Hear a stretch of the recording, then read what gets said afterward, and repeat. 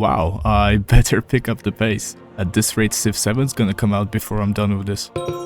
Wait. Ah, shit! So you want to rule the whole world? Well, here's all you need to know about the domination victory. It's actually the simplest way to win the game. Build an army and take over other nations. Despite that, domination is probably the most replayable victory type in the game, as every civilization will have a different strategy when it comes to waging wars, from the size and type of an army they'd use to even when they're gonna start doing so. But since this guide is for new players, we're gonna be playing probably one of the best civilizations for beginners, the Romans. Here are the game settings, and let's roll. Thankfully, when going for conquest, you're not at the mercy of RNGs as much. All we need are some solid tiles and enough space for 4 or 5 cities. There is no need to settle more since the computer is going to do that for us. The early game is going to be pretty much the same. It's all up to you and your greed. A solid build order would be something like a scout, slinger, settler, and then a district, which in our case is going to be an encampment. There is no need for monuments since Trajan gets those for free. Thanks to that, we're going to get Code of Laws much quicker, meaning that we're more than equipped to fight the barbarians that have spawned around. Clearing them out not only gives us gold, it also boosts bronze working, the tech that unlocks encampments, and iron. Plus, if your warriors live to tell the tale, they will receive a promotion. And you should try your best to keep them alive. Even a single promotion can make a massive difference during fights. Somewhere during that time, you should start preparations for building your future army. In Civ 6 there are 4 main types of combat units: melee, ranged, cavalry, anti-cavalry. Wait, really? There isn't any cooler way to call them? In this order, they have a rock, paper, scissors type situation when one usually counters the other. We will be going for mostly melee units this game. Personally, I think they're the best out of the bunch, but also Rome's unique unit, the Legion, is melee. They replace swordsmen, who are unlocked with iron working. I really hope you won the strategic resource roulette, by the way. Not only are they stronger, but they get 1 builder charge, which can be used to chop down trees, speeding up the process of building another legion. And another one. Or building the Roman fort, which is... I forget it exists at times, to be honest. But hey there, hold your horses. The metaphorical ones anyway.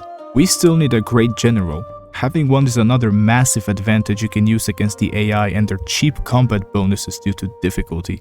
Generals provide +5 combat strength and +1 movement speed to friendly units in an area. Again, +5 CS doesn't seem like much, but it is. Now, 4 melee units, some range support, a general. It's time to go to what? No, hold up. Zoom in on that city. What's this blue bar? Walls? We're gonna need some siege equipment. Constructing siege equipment. There are 2 options available for us to deal with city walls, except of course for bashing our heads against them until they fall. Either we get some catapults, actual siege units, or we get siege support units, like a battering ram. Not gonna lie, I think the choice is always siege support. Not only is it unlocked earlier in the tech tree, it is much easier to just slap on a ram to one of your legions than it is to maneuver with 2 or 3 catapults around the map. Okay! The battering ram needs to be adjacent to a city for every infantry unit to deal full damage instead of, well, that. And yes, by infantry I mean only melee or anti-cav. If you want to trample the world with cavalry, you're stuck with catapults. Though, not gonna lie, they kind of defeat the purpose of your army being faster on horseback. Plus, with just 2 promotions and a general, infantry units can cover a lot of distance in one turn. With this formidable army and this absolute wall of combat bonuses, Canada didn't stand a chance. Mostly because they didn't even have any iron, but you know, ooh, I see. Well, I mean, if you're gonna get barbed that hard, that's just natural selection at this point. Congrats! You've absolutely rolled one of the civs, and they will not stand the test of time. Time to heal up any injured units and patch up potential losses. In the meantime, it's as good of a time as any to mention what's going on back home. Your original settlements are going to be the backbone of your civilization. The bulk of science, culture, and production is going to be right here.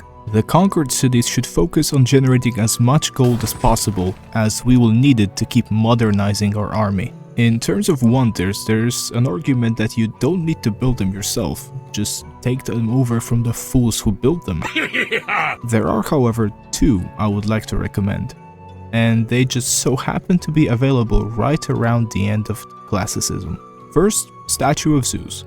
Upon building this bad boy, you will receive 3 spearmen, 3 archers, and a battering ram, as well as a bonus to building anti-cav. While anti-cav is, well, mid, there are some situations or civilizations that would benefit greatly from this one. And second, Terracotta Army, an absolute unit of a wonder that upon construction gives every friendly unit on the map a promotion.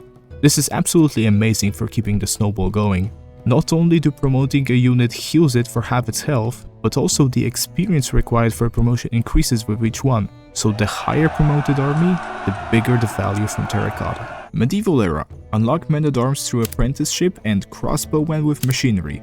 Once again, we're ready for war. And while that's going on, might as well send over a group of light cavalry units to Persia. It's a perfect showcase of why you should not forget to build walls. Pillaging can be done on any district or tile improvement. It provides you with a burst of a certain yield and leaves the place, well, pillaged. Meaning it has to be repaired by a builder or the city itself, else it won't provide any bonuses. Just remember to plug in the raid party card anytime you want to pillage some stuff. Meanwhile, thanks to all those pillages, we already unlocked Niter, meaning it's time to upgrade again. And what's this? A nation that's struggling to recover from a pillager raid. Well, don't mind if I do. With the industrial era comes in line infantry and field cannons too. Behind Egypt and Persia hides Indonesia, and they got no walls. There is a warmonger on the loose that captured both of your neighbors and you didn't even bother to build walls. Anyway, and then there were 2. Gran Colombia seemed to have quite a good start position. I decided to leave them for last because of that, since with all this time they must have had mustered quite the defense, right? Oh, what the fuck? Victory! Okay, maybe we should up the difficulty next time. Well, we finished the previous game just before the modern era, so in order to showcase that, how about we play another match? If we start our conquest a bit later, we might also reach the top... Wait, what? Oh no.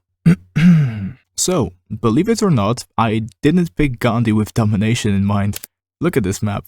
Everyone has more than enough land for a bunch of cities. The setting was perfect for either diplomacy or religion. The 2 victories I haven't covered yet, but nope. Well then, if they are so bloodthirsty, maybe it's better to put an end to their leadership. Anyway, modern era is quite uneventful to be honest. We unlocked oil, so we got tanks now. That's about it really. More interesting things happen in the civics tree. Nationalism and mobilization allow us to combine units into corps and armies respectively, giving a +10 and a +17 combat strength bonus. This one is easy to forget about, but here's a suggestion. Don't. It's too good to pass up, literally.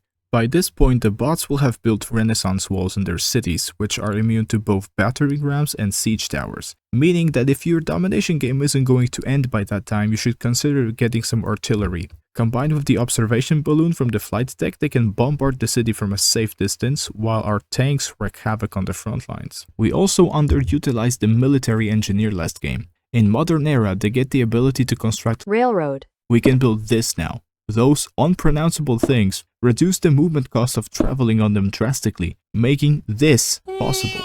Sure, with both an observation balloon and a Railroad. It's pretty fun to use artillery, right? Well, too bad, bozo, they have already become obsolete. While regular flight technology unlocks biplanes, which are alright I guess, their awkward placement in the texture makes them hard to utilize. Advanced flight is right up our alley though. With an aerodrome and a bit of aluminum, you got yourself a new siege and ranged unit, the Bomber. A direct upgrade to the artillery. Why? Well, they can destroy city walls from all the way over there, with absolutely no threat to them whatsoever. Well, they can be stopped by fighters and anti-air guns, but the AI never builds those anyway. So once you got a couple of bombers under your belt, domination is just a matter of time. And that's the only important thing unlocked in the atomic era. Yup, nothing else at all. Wait, why are we zoomed in on that city? Oh yeah, we got those now, huh? Nuclear weapons. For when you like the Oppenheimer movie a little too much. Unlocked by nuclear fusion, they can be built after completing the Manhattan Project. They cost uranium to build, and in order to launch one, you need to either have a bomber or a missile silo built by a military engineer. And yeah, they're pretty good, I'd say. I hope you weren't planning on using that city though. Those guys are back in the ancient era. Once you get all nuke happy, watch where you place your units. Contaminated tiles will deal 50 HP to any unit standing in them, decimating your own army just as quickly as you did theirs. But what if I told you that there is a unit that's a melee, ranged, and a siege unit at once, with a bunch of movement speed that is also immune to radiation? That's right. The Giant Death Robot. It can shoot, it can jump, it moves super quickly, and just one of those bad boys can conquer an entire nation on its own. It even works underwater. A perfect replacement to all those loyal soldiers who died only because I wanted to see the big mushroom one more time. Well, that was fun. That's one less loose end, huh, Gargo? The battle will be...